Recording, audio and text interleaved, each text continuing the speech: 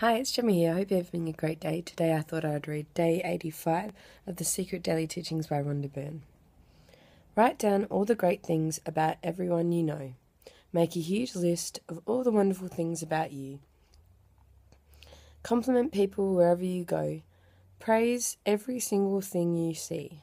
Be a ray of sunshine to everyone you meet and make their day better for having seen you. Say thank you at every turn.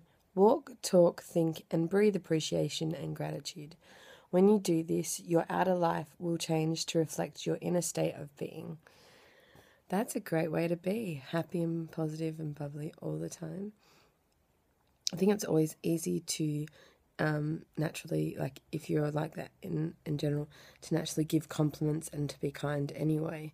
But like to make a huge list of all the wonderful things about you is a hard one for me sometimes. So yeah, worth complimenting yourself as well as others. Just being in a natural state of happiness as much as you can. Thank you is also easy, as everyone knows Einstein used to say it all the time, so I think that's really cool. And fingers crossed that it will turn your outer life into what your inner feelings are. That would be great. Let us know if you do this often or if you are going to try this like I am today. Have a great day, everyone. See you later.